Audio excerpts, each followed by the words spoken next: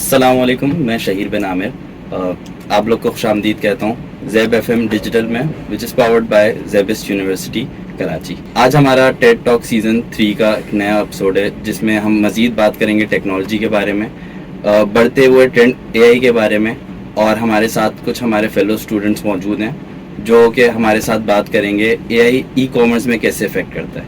हमारे साथ हैं हमारे दो बहुत ही होनहार स्टूडेंट्स, अब्दुल्ला और हमाद। अस्सलाम वालेकुम। वालेकुम अस्सलाम। कैसे हैं आप लोग? ठीक ठाक, आप सुनाएं। अल्हम्दुलिल्लाह। अच्छा हमाद भाई और अब्दुल्ला, अब पहले तो आप लोग अपना अपना थोड़ा सा तारुफ करवाएं हमारे ऑडियंस को, हमारे व्यूअर्स को, कि आप लोग किस सेमेस्टर में हैं, क्या पढ़ रहे हैं और आप लोग के फ्यूचर गोल्स क्या हैं। अस्सलाम वालेकुम, मेरा नाम अब्दुल्ला है और मैं इस वक्त ज़ेबिस्ट यूनिवर्सिटी में बीएस आर्टिफिशियल इंटेलिजेंस कर रहा हूँ, 5th सेमेस्टर में है। और इसके अलावा हमारा एक छोटा सा ई कॉमर्स का बिज़नेस भी है जिसका नाम है ख्याल, और मैं उसका फाउंडर हूँ। तो जहाँ तक मुझे मालूम हो रहा है कि आपका इस उन्वान पे इसीलिए थोड़ा ज़्यादा दिलचस्पी है कि आप लोग इस काम से मुंसलिक भी हैं। जी, हम पिछले बहुत अरसे से इस पे काम कर रहे हैं। हमारे न्यूमरस यूनिवर्सिटी प्रोजेक्ट्स हैं, वो भी इसी टॉपिक पे हैं। तो सही। और आपका? अस्सलाम वालेकुम, मेरा नाम मोहम्मद अम्माद है। मैं ज़ेबिस्ट से एआई पढ़ रहा हूँ और जो मेरा फ्यूचर गोल है वो बेसिकली डेटा साइंस या एआई से रिलेटेड प्रोजेक्ट बनाने से रिलेटेड है।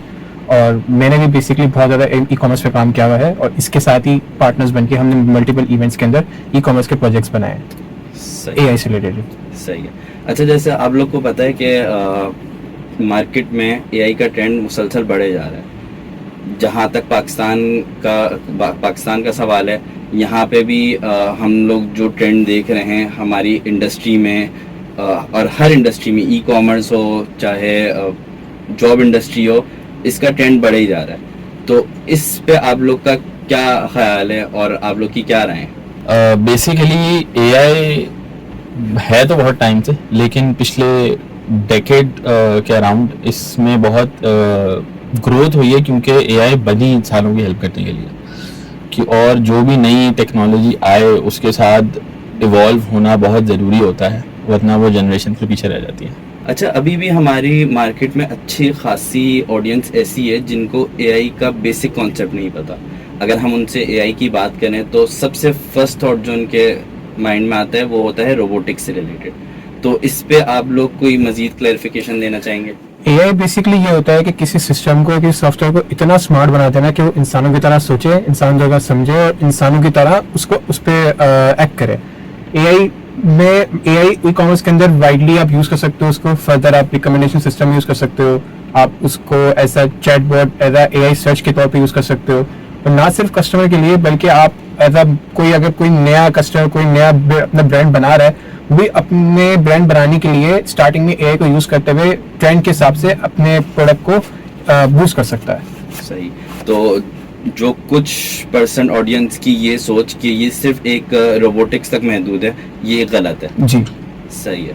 अच्छा, इसके अलावा अगर हम बात करें अपनी पर्सनल लाइफ में, तो पर्सनल लाइफ में भी एआई की इन्वॉल्वमेंट बहुत ज़्यादा होती जा रही है, जैसे हमारी एप्लीकेशंस में, मोबाइल फ़ोन में, और बहुत सारी ऐसी चीज़ें जिनका हमें इल्म भी नहीं है कि वहाँ पे एआई यूज़ हो रही है। तो इस पे आप लोग क्या कहेंगे कि हमारी पर्सनल लाइफ में कितनी इन्वॉल्व हो चुकी है एआई और कितनी और मज़ीद हो सकती है? आज तक जितना, to the best of my knowledge, AI अभी भी बहुत कम इन्वॉल्व हुई है, क्योंकि if we talk about Pakistan, तो यहाँ पे लिटरेसी रेट बहुत कम है और ये हमारी ही गलती है। लेकिन अभी लिटरेसी रेट कम है, इसकी वजह से कुछ लोगों को चैट जीपीटी क्या है ये भी नहीं पता। हमें पता है, हम एआई यूज़ करते हैं, हम एआई ऑटोमेशन करते हैं, हम चैटबॉट्स बनाते हैं, हम सब करते हैं, लेकिन अभी भी अराउंड अबाउट 60% पॉपुलेशन पाकिस्तान की, अकॉर्डिंग टू मी, ऐसी है जिनको चैट जीपीटी के बारे में भी नहीं पता होगा, या उनको अगर हम कोई ऐसी चीज़ बोलेंगे कि हमारी ज़िंदगी चैट जीपीटी ने बहुत आसान की है, लेकिन उनको पता ही नहीं है। तो ये काइंड ऑफ एक एज अ नेशन हमारी गलती है। हमें लिटरेसी रेट पे भी गौर करना चाहिए, ताकि हम इस एआई की इंडस्ट्री, एआई बहुत बड़ी इंडस्ट्री है, इस एआई इंडस्ट्री को हम आगे लेके जाएं। सही। अच्छा, एक सवाल, हमारे एक आज का इंटरेस्ट है जो कि ई कॉमर्स की तरफ है, शॉपिंग की तरफ है। हमारी रोज़मर्रा की ज़िंदगी में हमारी शॉपिंग बहुत होती है, हमारी ऑनलाइन शॉपिंग भी बहुत है, ऑफलाइन भी बहुत है, और अब की जो जनरेशन है वो अच्छी खासी ऑनलाइन की तरफ शिफ्ट कर रही है। तो आज का हमारा इंटरेस्ट भी यही है कि एआई ई कॉमर्स में हमारी कैसे हेल्प कर सकती है। एक अगर सेलर है जिसको बेचना है चीज़ अपनी किसी भी ई कॉमर्स प्लेटफॉर्म पे, उसकी कैसे हेल्प कर सकती है। और अगर कोई बायर है, जैसे हम लोग हैं, हम लोग किसी भी वेबसाइट पे जाते हैं कुछ भी परचेज करने के लिए, तो एआई उसमें हमारी क्या हेल्प कर सकती है। सेलर के बिहाफ पे वो ऐसे मदद कर सकती है। लेट्स से हम एआई के थ्रू ट्रेंड निकाल सकते हैं। लेट्स से आपका एक बिजनेस है, आप एक बिजनेस बनाना चाहते हैं, आपके पास एक नीच है कि आपको related fashion, related to tech, किससे रिलेटेड आपको बनाना है, तो आप उस एआई के थ्रू जो ट्रेंड चल रहा है इस वक्त, आप वो स्क्रैप करके उस बेसिस पे आप डिसाइड कर सकते हो कि आपको मार्केट को टच रीच कैसे करना है, मार्केट की जो ऑडियंस है उनको आपको कैसे अपनी तरफ ग्रैब करना है। रही बात कस्टमर की तरफ, तो कस्टमर के लिए हम स्पीड अप प्रोसेस कर सकते हैं। लेट्स से एआई सर्च, या उसके लिए पर्सनलाइज सिस्टम बना सकते हैं। पर्सनलाइज सिस्टम से मुराद ये है कि लेट्स से आप यूजर को अपना डेटा देते हो कि जब आप कोई ना कोई एप्लीकेशन पे जाते हो, अपना लॉगिन फॉर्म भरते हो, कोई ना कोई उसको डिटेल देते हो, उस डिटेल की बेसिस पे क्या करता है एआई, आपको वही चीज रिकमेंड करता है जिस चीज में आपका इंटरेस्ट है। ना सिर्फ उस तरह, बल्कि आप जब कस्टमर का एक रिकॉर्ड होता है, कस्टमर की हिस्ट्री होती है कि कस्टमर किस चीज को पसंद कर रहा है, किस चीज को लाइक कर रहा है, किस चीज को डिसलाइक कर रहा है, कौन सी चीज सबसे ज्यादा खरीद रहा है, किस चीज पे सबसे ज्यादा टाइम स्पेंड कर रहा है। आप वो चीज, उस चीज की बेसिस पे एआई जो है आपको रिकमेंड कर सकता है उस प्रोडक्ट को, कि भाई आपको उसी प्रोडक्ट के रिलेटेड ही चीजें रिकमेंड करेगा। इस तरह जो है ई कॉमर्स के अंदर एआई आपकी मदद कर सकती है। अच्छा हमाद, जो मुझे आपकी बात से समझ आया है, जैसे हम लोग भी शॉपिंग करते हैं तो इसमें हमारा काम ऐसे कम हो रहा है कि हमें बार बार जाके हर चीज़ सर्च करने की ज़रूरत नहीं है जी। हमारी सर्च हिस्ट्री के बेस पे, और हम लोग जो चीज़ें उस प्लेटफॉर्म पे भी मोस्टली सर्च करते हैं उस पर वो हमें खुद ही आगे की रिकमेंडेशन दे देते जी। हैं, जिसकी वजह से हमारा इंटरेस्ट भी बढ़ता है। जो जहाँ तक मेरा ख्याल है वो सेलर के लिए अच्छा है कि अगर किसी को कोई चीज़ नहीं भी चाहिए लेकिन एआई उस पे प्रिडिक्ट करते हैं कि इसको चीज़ पसंद आ सकती है, जी। तो उस पे वो परचेज भी करता है। अच्छा, ऐसे एक चीज और एडअप करनी है। लेट्स से कोई सेलर है, यानी कि जी, जी। आप जैसे ब्रांड बना रहे हैं, आपके लिए इस तरह भी एआई मदद कर सकता है कि आपकी जो इन्वेंट्री है एआई उसको भी मैनेज कर सकता है। ना सिर्फ इन्वेंट्री, बल्कि अगर आपको डिजिटल मार्केटिंग करनी है, लेट्स से आपको इंस्टाग्राम पे हैंडल करना है, इंस्टाग्राम से रिलेटेड पोस्ट बनानी है, तो वो भी आप एआई के थ्रू करवा सकते हो। तो सेलर के बिहाफ पे एआई इस तरह भी मदद कर सकता है आपकी। सही। तो मतलब कोई एक ऐसा शख्स जिसको बेचना नहीं भी आता, उसका सिर्फ इतना काम है कि वो आके अपना प्रोडक्ट जी। अपलोड कर दे, जी। बाकी सारा यही का काम जी। है। तो ये एक उसकी हेल्प होगी। ये इसकी हेल्प हो गई। अच्छा हमाद और अब्दुल्ला, ये तो एडवांटेज होगा, लेकिन जिस जिस चीज़ के एडवांटेज होते हैं उसके डिसएडवांटेजेस भी होते हैं। बिल्कुल। एक एआई का जो बहुत जनरल सा कॉन्सेप्ट है लोगों के दिमाग में कि एआई आएगा तो लोगों की जॉब चली जाएगी, तो आपको क्या लगता है इस इंडस्ट्री में कितने इस चीज़ के चांसेस हैं कि अगर जैसे आपने मुझे बताया कि आप एआई के थ्रू रिकमेंडेशन सिस्टम भी है और आके आप सिर्फ अपलोड करते हो, बाकी सारा आपका अपलोडिंग से लेके सेलिंग तक का सारा काम आपका एआई इजी कर देता है, जो कि किसी ना किसी की रिस्पॉन्सिबिलिटी होती है। तो ये तो एक तरीके से उनकी जॉब पे क्वेश्चन मार्क हो गया, तो जा भी सकती है। बिल्कुल सही बात है, जॉब जा सकती है, क्योंकि अगर हम अभी जैसे हमारे ने जिक्र किया बिजनेस ऑटोमेशन का, ई कॉमर्स ऑटोमेशन का, मार्केटिंग, इन्वेंट्री मैनेजमेंट, सेल्स, एक एक चीज़ अगर एआई कर रहा है तो बिल्कुल जॉब्स जाएंगी। लेकिन जो जॉब्स जाएंगी एक नई टेक्नोलॉजी के आने की वजह से डेफिनेटली और जॉब्स क्रिएट भी होंगी। और अगर जैसे हम एक डेवलपिंग कंट्री हैं, हमारे पॉपुलेशन के लिए ज़रूरी ये है कि हम उस नई आती हुई टेक्नोलॉजी के साथ कोप अप करें। और अगर हमारी रूरल एरियाज़ जो हैं, गांव देहात वगैरह, वो नहीं कर पा रहे, तो इसमें कहीं ना कहीं हमारे मुल्क का मसला है। ये मैंने कहीं से पढ़ी थी ये बात कि एआई मसला नहीं है, एआई एक नई टेक्नोलॉजी है जो कि हमारी मदद करने के लिए ही आ रही है, लेकिन इसके साथ कोप अप करना, ये मेक श्योर करना कि ये किसी और की जॉब ना ले, इसलिए हमें अपने मुल्क की थोड़ी सी लिटरेसी रेट पे काम करना पड़ेगा। ये बात मैंने फिर दोहरा रहा हूँ, लेकिन ये एक बहुत इम्पॉर्टेंट फैक्टर है इस बात का, क्योंकि मुल्क डेवलप तभी होता है जब लिटरेसी रेट ऊपर हो। और अगर हम चाहते हैं कि एआई के साथ कोप अप करें, तो बच्चे को पता होना चाहिए कि एआई क्या है। अच्छा अब्दुल्ला, ये आपने बहुत अच्छी बात की है। एक हमें अपने माइंड से ये थोड़ा सा डर निकालना पड़ेगा कि इससे जॉब जा सकती हैं, ताकि हम टेक्नोलॉजी के साथ चल सकें। हमारे कंट्री का फ़िलहाल सिर्फ एक यही मसला है कि हम किसी भी नई टेक्नोलॉजी को इतनी आसानी से अडॉप्ट नहीं कर पाते, बिल्कुल। वरना जितना मेरा ख्याल है हमारे कंट्री के लोग जितने टैलेंटेड हैं, तो हम बहुत कुछ कर सकते हैं। अडॉप्ट करना मेरे नज़रिए में अडॉप्ट करना मसला नहीं है। मुझे ये लगता है कि हम लोग करना ही नहीं चाहते। हम कहते हैं ये नई चीज़ है, ये गलती होगी, या ये इससे कोई मसला ही होगा, या अच्छी चीज़ नहीं है। ये मुझे पर्सनली ये लगता है कि ये इस नेशन का मसला है कि ये हमें पता है कि ये चीज़ अडॉप्ट करने से हमें फ़ायदा ही होगा, नुकसान नहीं है, लेकिन हम फिर भी कहते नहीं। तो ये काइंड ऑफ हमारी लेजीनेस है या हमारी रिजिडनेस है जो हमारे बचपन से हमें इनपुट की गई है हमारे बड़ों की तरफ से, जो मुझे लगता है कि मसला है। लेजीनेस तो खैर इतनी शायद ना कहें, लेकिन एक रिस्क लेने का डर हमारे अंदर ज़रूर है, जिससे हम डरते हैं, घबराते हैं, और उसी की वजह से शायद हम इतनी जल्दी उस टेक्नोलॉजी के साथ नहीं मैच कर पाते। ऐसा ही है। अच्छा, मेरा आप लोग से एक सवाल और है। मुझे थोड़ी सी इन्फॉर्मेशन मिली थी कि लास्ट ईयर आप लोग ने भी ई कॉमर्स से रिलेटेड कुछ बनाया था, तो उस पर आप लोग थोड़ी सी इन्फॉर्मेशन दे सकते हैं? क्या बनाया था, उसका क्या काम था? बेसिकली हमने एक बिजनेस ऑटोमेशन बनाया था, जिस तरह हमने शुरू में बात करी कि हमने दोनों सेलर को, कस्टमर को, दोनों को सामने रखते हुए हमने एक ऑटोमेशन बनाई थी। सेलर के लिए फायदा ये था कि हमने उसको एक डैशबोर्ड बना के दिया था। उस डैशबोर्ड में ये था कि वो सिर्फ अपनी नीश बताता था कि उसको किस चीज की प्रोडक्ट से मार्केट को अट्रैक्ट करना है, मार्केट में एंटर होना है। तो एआई जो है उस नीच की बेसिस पे उसको ट्रेंड लाके दे रहा था। ना सिर्फ ट्रेंड लाके दे रहा था, बल्कि हमने उसमें ऑटोमेशंस भी ऐड की थी कि ईमेल ऑटोमेशन भी हो जाएगी। लेट्स से वो उसका कोई ना कोई वेंडर होगा जिससे वो प्रोडक्ट बनवाता होगा, तो हमारे प्लेटफॉर्म से वो क्या कर सकता है कि वो डायरेक्टली एआई ऑटोमेशन ईमेल भी उसको सेंड कर सकता है। और इन्वेंट्री मैनेजमेंट भी हो सकती है कि लेट्स से जो प्रोडक्ट उसको ट्रेंड ने दिया है और जो उसको पसंद आ रहा है, तो वो अपनी इन्वेंट्री में भी ऐड कर सकता है। और डिजिटल मार्केटिंग का ऑप्शन रखा था। लेट्स से एक प्रोडक्ट है, आपको समझ आ गई, अब आपको उसकी इमेजेस जनरेट करानी है ताकि आप पोस्ट कर सको, ताकि आप लोगों को उस पोस्ट की बेसिस पे अपनी तरफ अट्रैक्ट करो। तो हमारे पास हमने ये भी फिजिबिलिटी रखी थी कि एआई जो है इमेज भी जनरेट करके दे।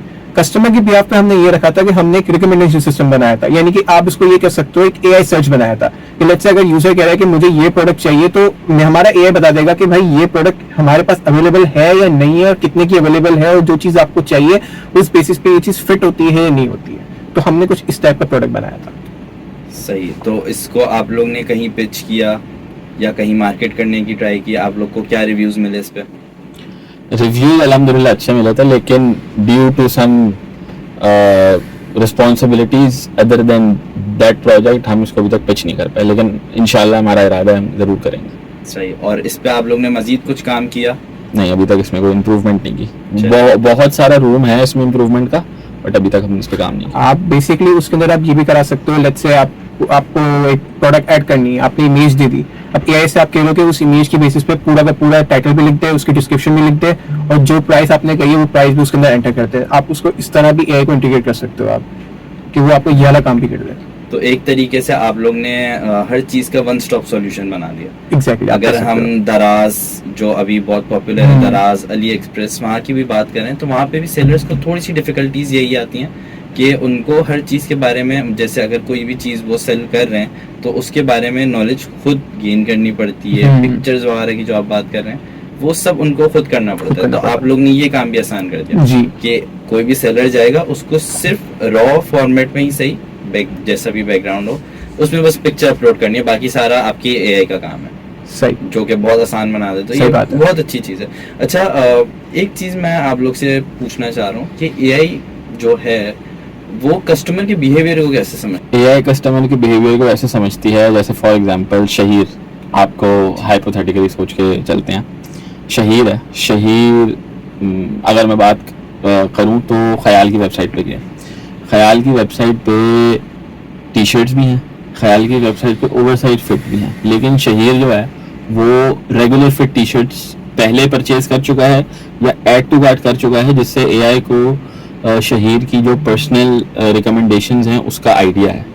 वो डेटा उसने लेकर अंडरस्टैंड किया हुआ है कि शहीर जो ये कस्टमर है वो रेगुलर फिट पहनता है।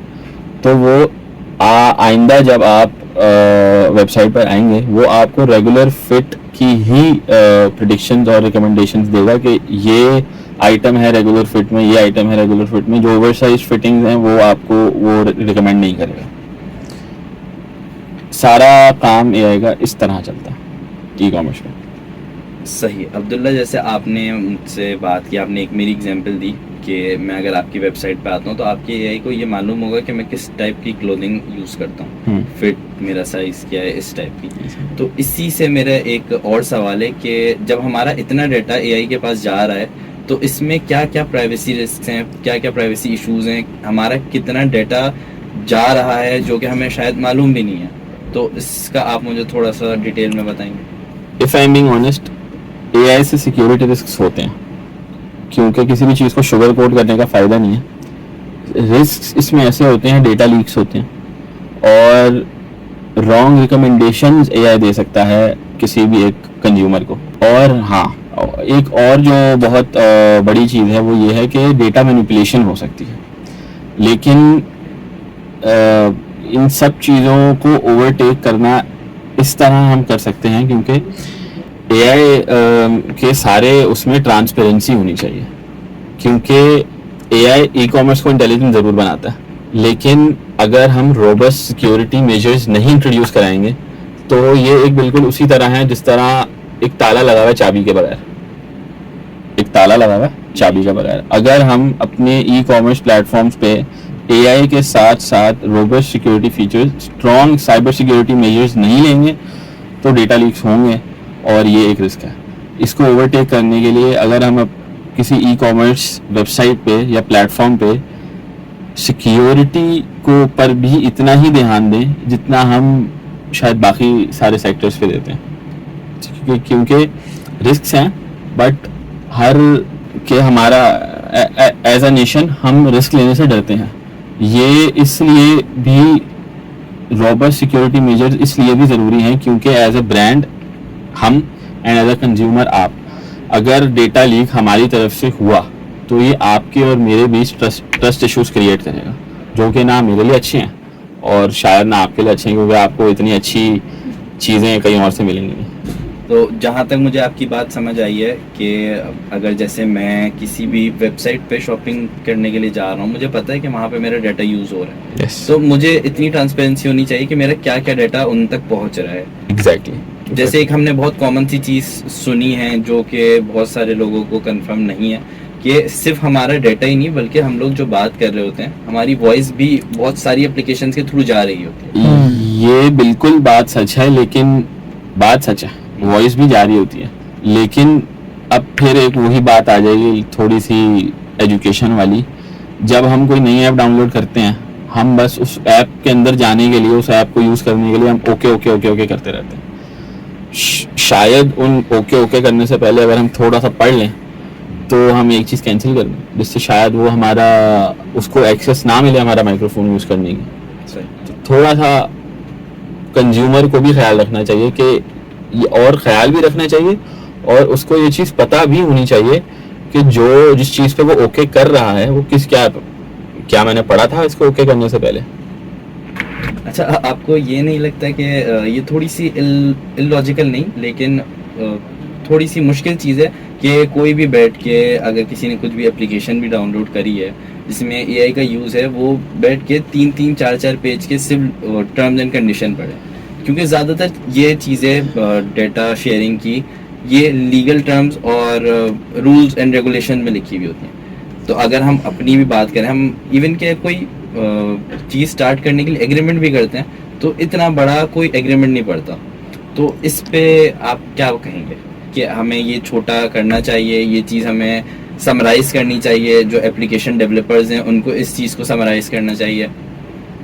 जहाँ तक रही एग्रीमेंट की बात, तो एग्रीमेंट तो सारा पढ़ते हैं, सही है, लेकिन एप्स के रूल्स एंड रेगुलेशंस की बात आई तो आपकी बात काफ़ी हद तक सही है कि 3-4 पेज, क्योंकि इतनी फास्ट फ्लोइंग ज़िंदगी हो गई है 2025 में कि इतना टाइम वाकई नहीं है किसी के पास। तो इसका हल ये है। हाँ, जैसे बात की थी ट्रांसपेरेंसी की, हमें ये जो चीज़ें होती हैं कि हम किस किस चीज़ का एक्सेस ले रहे हैं आपके फ़ोन में, ये छुपा के रूल्स एंड रेगुलेशन में नहीं रखनी चाहिए। ये जितना बड़ा बड़ा रूल्स एंड रेगुलेशन लिखा होता है ना उस पेज पे, उतना ही बड़ा और फ्रंट पे ये लिखा, टॉप पे ये लिखा होना चाहिए कि माइक्रोफोन, पिक्चर्स और मैसेजेस और कॉन्टैक्ट्स, ये 3 4 5 चीज़ें हैं जिस पे आप ओके कर रहे हैं। इन सब चीज़ों की एक्सेस फॉर एग्जांपल टिकटॉक या व्हाट्सएप या इंस्टा, इन चीज़ों के पास होगी। Transparency is important. अच्छा, एक मेरा बहुत जनरल सा सवाल ये है कि एआई के गलत यूज से कंज्यूमर को क्या क्या रिस्क हो सकते हैं? कंज्यूमर का डेटा लीक हो सकता है, जैसे इन्होंने बात करी। कंज्यूमर और सेलर के दरमियान ट्रस्ट इशू हो सकता है। लेट्स से एक कंज्यूमर आया, जब आप पता चला कि उससे आपका डेटा मिस यूज करा है, तो वो आपके ब्रांड से रिलेटेड चीजें खरीदना नहीं चाहेगा और इससे आपकी ब्रांड की भी नेगेटिव इमेज बनती जाएगी। तो ये एक इशू आ सकता है, और ज्यादा ये 2 इशू आ सकते हैं मोस्ट प्रोबेबली। एआई से कंज्यूमर को एक जो इशू है, जो मेरे नज़दीक बहुत इम्पोर्टेंट इशू है, वो ये हो सकता है कि ट्रांजैक्शन कर ली उसने ऐड टू कार्ट कर लिया, जब चेकआउट की बारी आई तो फॉर एग्जांपल बिल है 3,999 का। अब एआई से वो बिल, अगर वो जब ऑनलाइन ट्रांजैक्शन हो रही है, वो अगर 5,999 की हो गई या 4,999 की हो गई या फॉर एग्जांपल 2,999 की भी हो गई, तो अगर तो वो 3,999 से कम है तो मुझे नुकसान है, अगर वो 3,999 से ज़्यादा है तो कंज्यूमर को नुकसान है।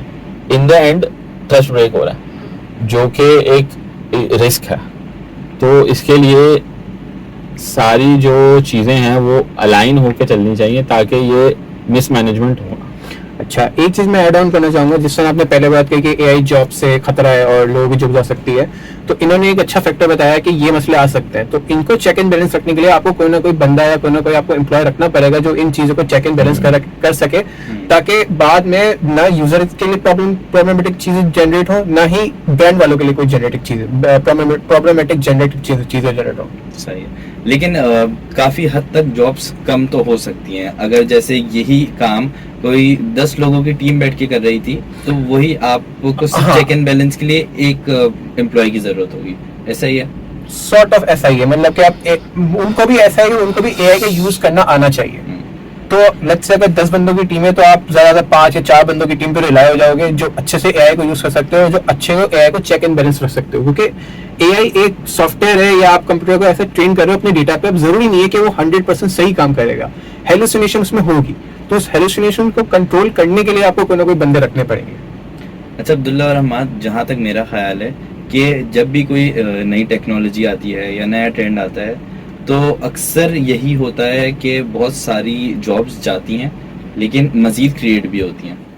ऐसा तो ही है। इसमें आप लोग की क्या राय है कि इसमें और क्या मज़ीद जॉब्स क्रिएट हो सकती हैं, और ये जॉब्स क्या सिर्फ एआई पढ़ने वालों के लिए, एआई समझने वालों के लिए होंगी, या और जनरल लोगों के लिए भी होंगी?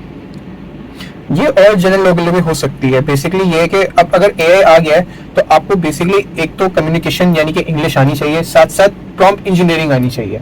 लेट्स से कोई भी अगर नॉन टेक्निकल बंदा है, अगर उसको पता है उसको क्या चीज़ चाहिए और उसको ये पता है कि एआई से डिलीवर कैसे करना है, एआई से वो चीज़ हासिल कैसे करनी है, तो अगर वो चीज़ बंदे को आती है, तो इस तरह न्यू जॉब्स क्रिएट हो सकती है उस बेसिस पे कि जो बंदा एआई को सही से यूज़ कर सके। सही। अच्छा, अगर हम लोग थोड़ा सा वापस ई कॉमर्स की तरफ आएँ, तो ई कॉमर्स में एक बहुत यूजफुल सा फीचर चैट बॉट्स और वर्चुअल असिस्टेंट्स का भी होता है। तो उसका थोड़ा सा आप लोग मुझे रोल बताएंगे कि वो हमारे एक्सपीरियंस में क्या आसानी करता है, कंज्यूमर को क्या हेल्प करता है? ई कॉमर्स वेबसाइट से प्लेटफॉर्म पे जो चैट बॉट का मेन काम है वो ये है, फॉर एग्जांपल आप एक बहुत मसरूफ़ बंदे हैं, सही है, लेकिन आपको किसी एक प्रोडक्ट की ज़रूरत है जो कि आपको पता है हमारे पास है। अब बजाय कि आप वो हमारी वेबसाइट के बिल्कुल एंड वाले पेज पे जाके आप ढूंढें, आप उस चैट बॉट को बता दें कि मुझे ब्लैक टी चाहिए मीडियम साइज़ की, वो आपको वो दिखा देगा कि आप ये खरीद लें। लेकिन यही काम हम सर्च बार से भी कर सकते हैं। अगर हम सर्च बार पे जाके ब्लैक टी लिखे, तो उसमें भी सारी यही चीज़ें आएंगी। बिल्कुल, लेकिन सर्च बार में आपको लिखना पड़ेगा। आप चैट बॉट में आप गाड़ी चलाते हुए, ड्राइविंग करते हुए भी बोल सकते हैं। अच्छा, इस पे थोड़ा सा मैं इख्तलाफ करूंगा, क्योंकि अब बहुत सारे सर्च बार्स भी ऐसे आ गए हैं जहाँ पे सिर्फ लिखने का ऑप्शन नहीं बल्कि बोलने का भी ऑप्शन है। तो मैं थोड़ा सा ये समझना चाह रहा हूँ कि जैसे अगर मैं चैट बॉट पे जाके अपने सिर्फ ब्लैक टी लिखता हूँ तो वो मुझे और क्या रिकमेंड कर सकता है? सर्च बार पे अगर मैं जाऊँगा तो वो हमें एक जनरल पूरा पेज दे देगा जितने भी प्रोडक्ट्स हैं उससे रिलेटेड। तो इसमें चैटबॉट कहाँ डिफरेंशिएट करता है? जो सर्च बार का जिक्र किया, अगर हम सर्च बार में ब्लैक टी लिखेंगे ना, वो आपको ब्लैक टी शर्ट दिखाएगा, वो आपको ब्लैक शर्ट दिखाएगा, वो आपको ब्लैक हुडी दिखाएगा, सही है। लेकिन अगर हम चैट बॉट में ब्लैक टी लिखेंगे ना, तो वो जो ब्लैक टी शर्ट है वो किस और आर्टिकल के साथ स्टाइल हो सकती है, वो आपको वो सारी रिकमेंडेशन भी देगा। For example black T shirt आप जीन्स के साथ पहन सकते हो, आप ब्लैक कार्गो के साथ पहन सकते हो। वो आपको ब्लैक टी दिखाने के बाद वो ब्लैक कार्गो और जीन्स वो भी शो कराएगा, ताकि आपको पूरा एक आउटफिट बन जाए आपको ज़्यादा मेहनत करने की जरूरत ना हो। मतलब अगर जैसे मुझे किसी इवेंट में जाना है और मैं चाहता हूँ कि मैं उसमें ब्लैक टी पहनूं, लेकिन मुझे उसके साथ और कुछ नहीं पता कि क्या क्या अच्छा लगेगा, मुझ पे अच्छा लगेगा, जनरल उसके साथ और क्या अच्छा लगेगा। बिल्कुल। तो आपके चैट बोर्ड पे, किसी भी एप्लीकेशन के चैट बोर्ड पे जाके मैं सिर्फ इतना लिख सकता हूँ I want to wear a black T, और उसके साथ मुझे क्या क्या अच्छा लगेगा, तो वो सारे ऑप्शंस दे देगा। एग्जैक्टली, ये हमारे लिए कन्वीनियंस। एग्जैक्टली। अच्छा, एक मेरा सवाल और है, जैसे हमने शुरू में भी इस पे बात की थी कि हम लोग अक्सर ऐसा होता है कि हमारे पास ऐसी रिकमेंडेशन आ रही होती हैं जो हमें चीज़ नहीं भी खरीदनी होती है, हम अक्सर वो भी खरीद लेते हैं। तो क्या आप लोग को ऐसा लगता है कि एआई ह्यूमन डिसीजंस को कम्प्लीटली रिप्लेस कर सकता है? एआई पूरी तरह ह्यूमन डिसीजंस को रिप्लेस नहीं कर सकता। कहीं ना कहीं फॉर एग्जांपल अगर आपने वो जो पूरे आउटफिट बनाने वाली बात की है, ब्लैक टी तो आपने लिखा था ना कि आपको पहननी है, आपकी थीम होगी पार्टी की, आपकी कॉन्फ्रेंस की थीम होगी ब्लैक, आपको उसके साथ क्या पहनना है वो नहीं पता था। It was your decision to wear that black T shirt.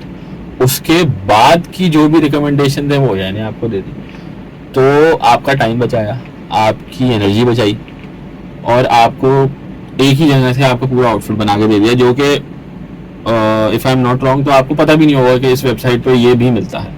सही, आपके जहन में नहीं होगा, आपको इसे ये पता होगा आपको वहां से ब्लैक टी मिलेगी। लेकिन अगर आपने उस चैट बॉट में लिखा तो आपको उस चैट बॉट ने सब बता दिया कि इसमें ये भी है, और आप इसको इस जीन्स के साथ या इस कार्गो के साथ भी स्टाइल कर सकते हो। सही।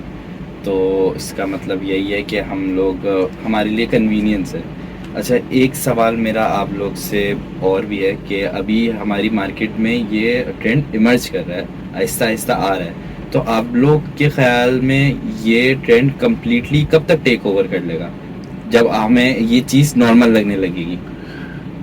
ये चीज़ मेरे ख्याल से जो हमने देखी है अब तक काफ़ी जगहों पे ये चीज़ इम्प्लीमेंट होना शुरू हो गई है।